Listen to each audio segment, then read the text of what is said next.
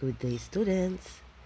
We'll discuss the PowerPoint on job order costing. And job order costing is used when we know that we have heterogeneous products produced in its period, and it is made to order, and its unique nature requires tracing or allocating to its job and maintain records for its job. Now, what are the sample of industry that uses job order costing? We have aircraft, large-scale construction, movie production, and also our field, accounting. Accounting uses job order costing.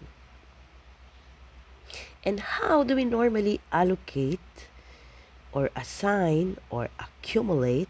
No? Actually, first we are going to look at accumulate. Okay? So, you are going to accumulate direct materials and direct labor based on the number of job that you are going to uh, do. Charging is the same as accumulating in this particular case. As to manufacturing overhead, this will now be allocated. Okay? The total manufacturing overhead that had been accumulated will now be allocated to the different jobs. But in this case, you're talking about indirect labor and indirect materials. So this is traceable. So it is easier for you to allocate. Now, what is a job cost sheet? A job cost sheet is the document that would accumulate the cost for direct materials, direct labor, and manufacturing overhead.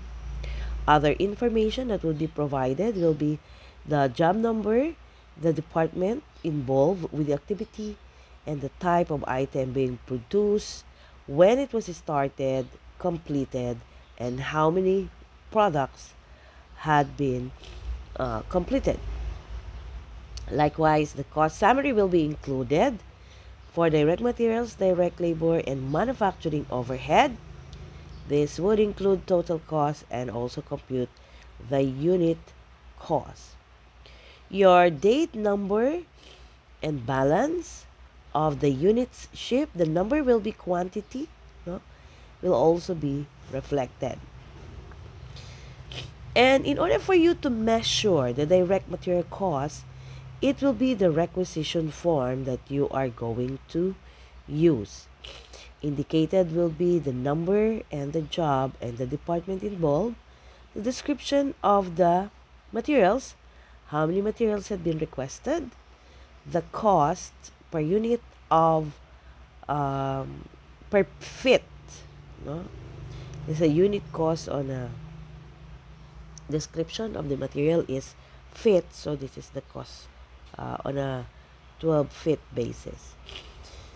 Then this will be reflected sorry,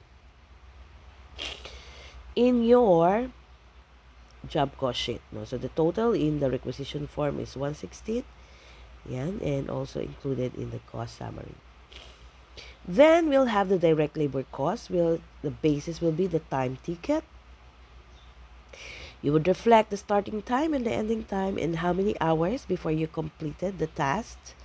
Who is the employee involved? Where's his station? When does it happen? And we have here the total amount. Sorry. Then you are going to reflect the direct labor cost to your job cost sheet, identifying the employee ticket, the hours and the amount, and also the summary. In order to reflect the overhead, then we need to do the allocation. And why do we need to do the allocation? Because we know that the accumulation of the overhead costs is done on an actual basis, and it can be completed only at the end of the year, and it's difficult also to trace. In addition, there are a lot of items included in your overhead. Also, the type of the cost would actually be fluctuating even if it is fixed.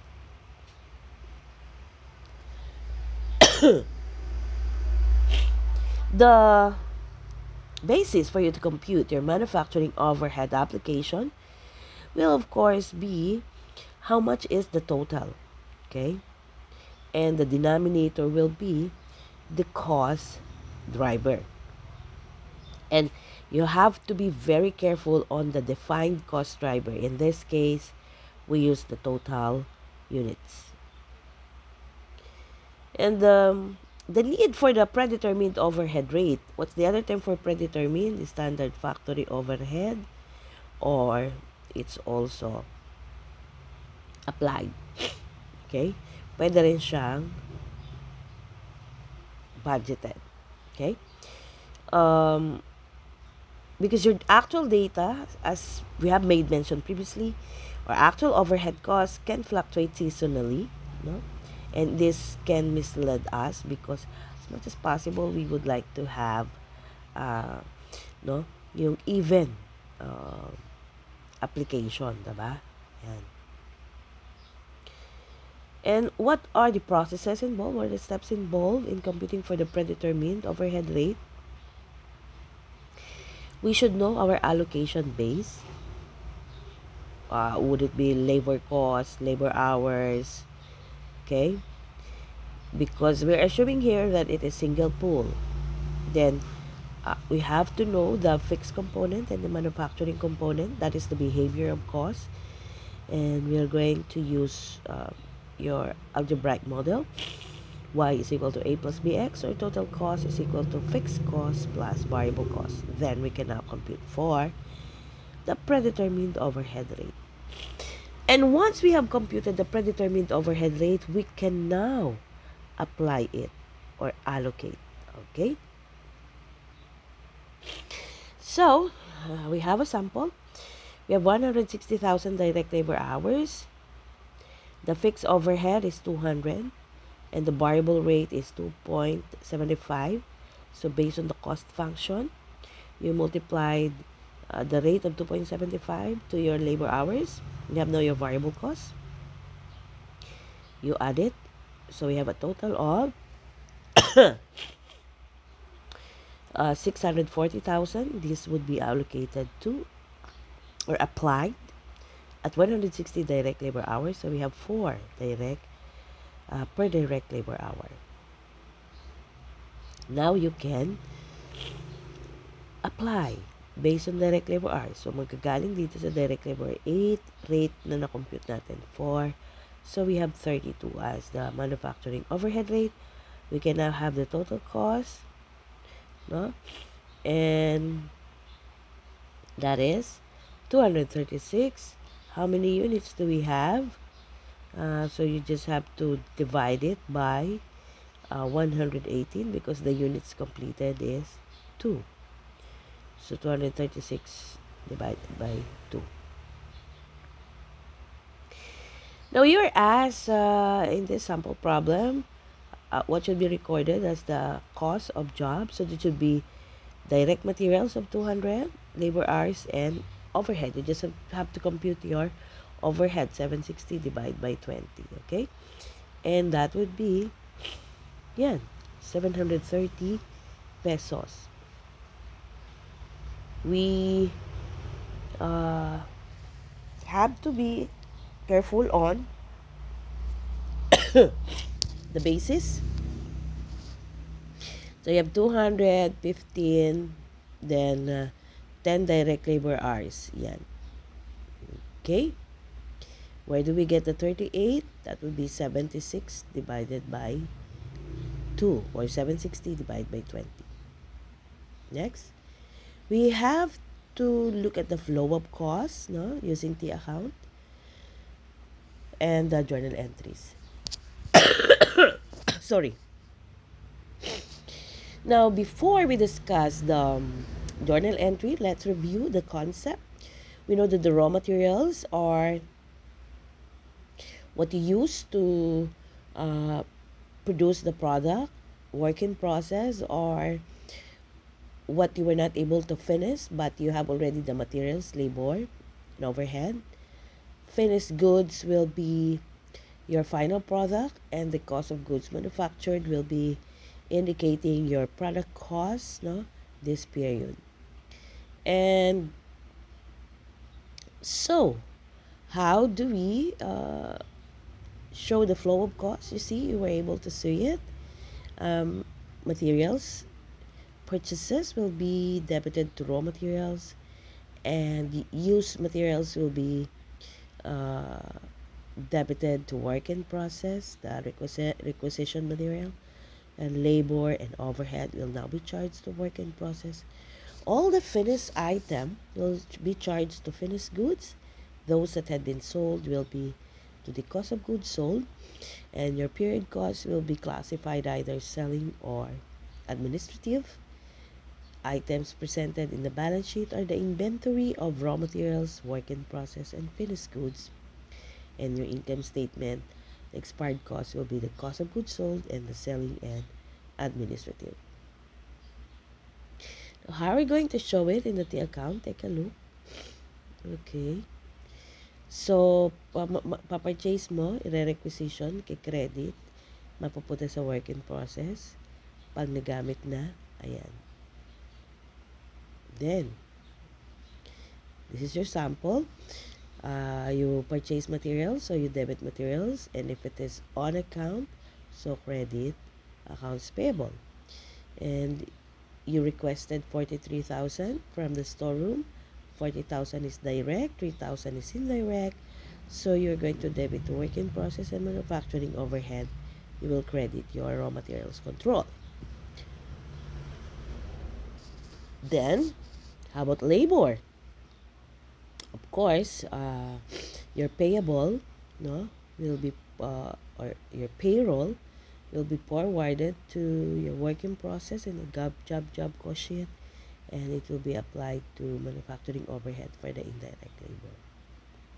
Sample, you have 35,000 for the time ticket and 12,000 for the indirect labor. So you are going to debit to work in process and manufacturing overhead 35,000 and 12,000 respectively, and credit it to salaries and wages payable. This is how it will be reflected in your T account, no? And for the other manufacturing overhead, you have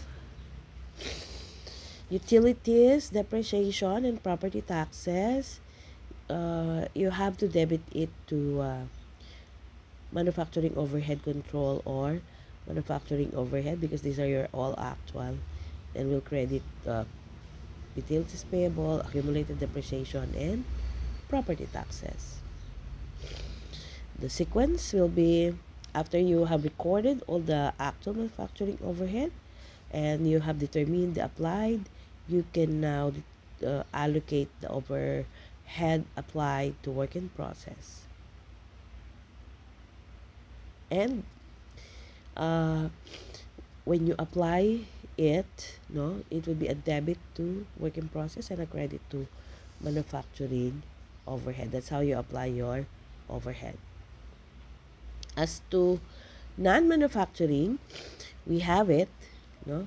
Uh, Sample would be the administrative and the salary expenses.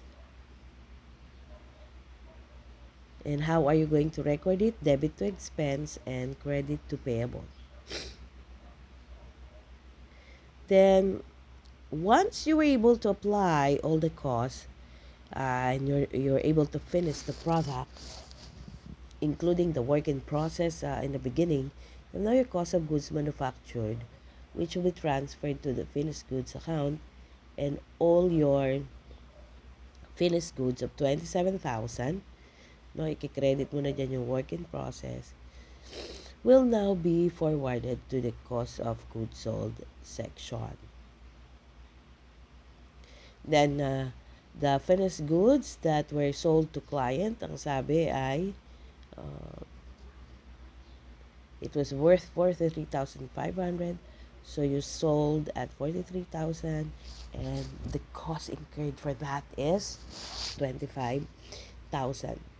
When you prepare your cost of goods manufactured schedule, what is crucial is the section of the applied kasi normal costing ang ginagamit natin dito. Diba? Pagka ang ginamit yung term ay applied. Okay? But, if you look at the sequence, no, just for you to walk through, ayan, you added the 3 items, then you have manufacturing cost, then it will go to work in process, then you'll have your cost of goods manufactured, then it will be your product now at the finished goods section. So that's how your cost flow would be. Now, how much is the cost of the direct material in this particular problem? You are given 32,000 beginning, 276 purchase, and ending inventory item. Then, of course, you have the answer of, yan, no? Kabisado nyo na yung formula na to. How about manufacturing costs? DMDLFOH, right? Oh, correct. You have 835. And then the cost of goods manufactured, you have to add deduct work in process to the manufacturing cost. Then, for your cost of goods sold, you have to add deduct your work in process to cost of goods manufactured to have the cost of goods sold. Now, we determine whether the overhead is underapplied or overapplied. We know that kaya sinabi yan na under, mas maliit siya kaysa sa actual. At over, mas mataas siya kaysa sa actual. Diba? And so, we are given here a sample. You have applied your overhead at 173,000 DLH. So, your overhead applied will be 680,000.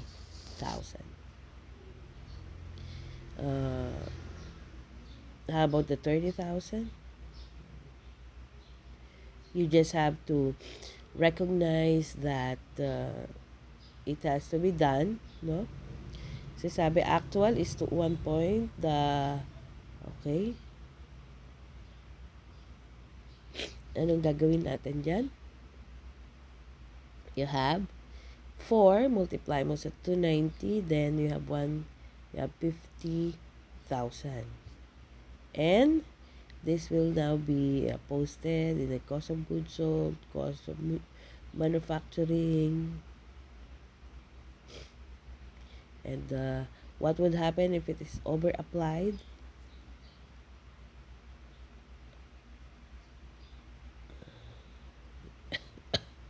Sagot nyo? Yan, increase. Bakit? Mas mataas yung dinidak nyong cost, kaya mas bababa yung income. So, pag nagkaroon ng mas maraming cost, yan talaga yan. No?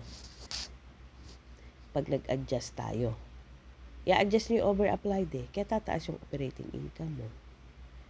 Dahil dati, mababa siya. Dahil doon sa maraming ibinawas. Okay? Ayan.